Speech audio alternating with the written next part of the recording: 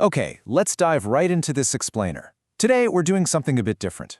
We're not just treating NotebookLM like your standard, run-of-the-mill AI chatbot. Nope, we're treating it like a precise 3D mechanical engine. We're going to show you exactly how to build bulletproof workflows for high-stakes consulting. I'm your host from Deep Dive Consulting, and I am absolutely thrilled to be joined by AI methodology expert Paul Miller, as well as our resident CBD industry researcher to ground all this in real-world, heavily regulated application. Hey, thanks for having me. I'm really excited to unpack the mechanics of this integration. And I am so ready to talk about what actually happens when these AI tools collide with the chaotic reality of regulated industries. So here's our agenda for today.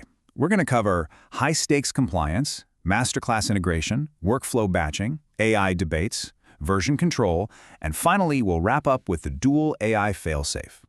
All right, Section 1, high-stakes compliance. Now, as researchers working in regulated industries, we know firsthand just how volatile data can be, right? The reality is, a disorganized AI workflow isn't just a minor inconvenience, it's a massive legal liability. If you're feeding an AI conflicting industry data without strict parameters, well, you're essentially asking it to invent its own reality. Let's look at the global CBD market projections for the coming decade. This right here is a perfect example of why you absolutely need rigid structures. The reported figures between major firms, they vary wildly. Fortune Business Insights projects the market heading toward $382 billion by 2034. But then, Grandview Research offers a much more conservative projection. We are literally looking at a variance by a factor of 10 across major sources. 10 times! Right, exactly. And when data is that fractured, AI is prone to entering this sort of vortex of misinformation. It tries to reconcile these irreconcilable numbers, and frankly, it just ends up making things up. That's exactly why I developed the Ocean of Hallucinations catalog. It's basically a living document that tracks confirmed AI fabrication patterns, plus a master glossary of fabricated legal terms. You have to document exactly how the tool fails in your specific industry before you can actually trust it to succeed. Spot on. Let's move to Section 2, Masterclass Integration. So, looking at our dependency chart here, I want you to notice the hidden dependencies. It's like a giant puzzle. You literally cannot jump into advanced AI maneuvers without establishing a foundational structure first. For instance, foundational knowledge, like establishing Google Workspace tier ownership to protect your customer data, is strictly required before you even think about moving into building multi-notebook workflows. You've got to secure the asset before you scale it. That's non-negotiable.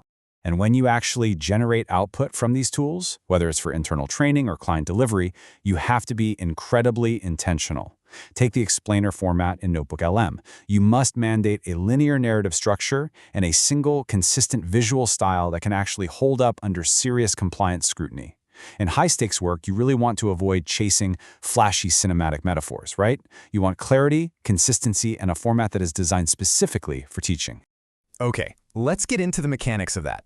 Section 3, Workflow Batching. Here in Module 7 of the curriculum, we really push users away from this single notebook thinking. If you're managing multiple clients or multiple cases on a daily basis, you absolutely need portfolio-level orchestration. You simply can't cross-contaminate sources between different projects. So the crucial takeaway here is moving your team through these 3 rigid steps. First off, stop the ad hoc behavior. No more improvising prompts on the fly. Second, plan a comprehensive 5-generation week. And third, deliberately lock in your daily AI quotas across client notebooks before you generate anything. Doing this prevents compute waste and forces actual strategic thinking, rather than just, reactive button mashing. That makes total sense. All right, Section 4, AI debates. Let's do a micro-analysis of this tension. There is a real, unavoidable friction here that we have to talk about. On one hand, you have the absolute safety of formalizing human review handoffs, right? Meaning sending AI drafts to a compliance officer before anything ever goes to a client to protect the organization. But the counterargument is that these mandatory bottlenecks completely destroyed the speed advantages of using AI in the first place. If a human has to rewrite the AI's work anyway, well, the efficiency gain is completely lost. And that's exactly why we actively teach this tension in the masterclass.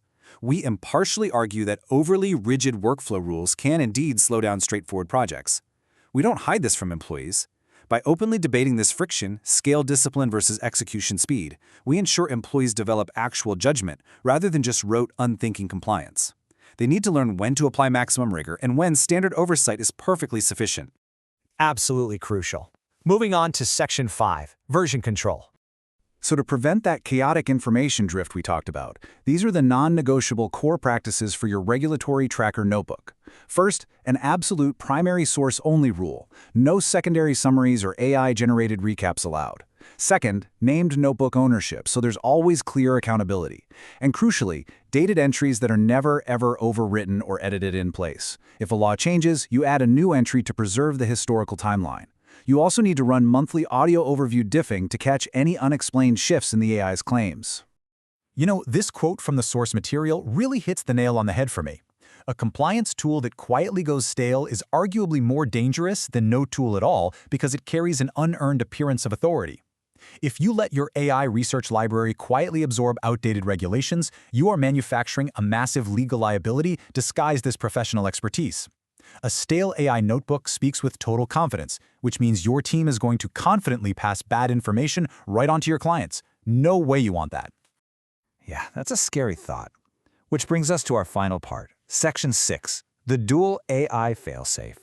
Institutionalized skepticism is the ultimate goal here. The dual AI audit forces employees to actually slow down. It's an established standard where you submit the generated output from your primary AI into a second, completely independent AI and instruct it to aggressively check for fabrications against your source documents.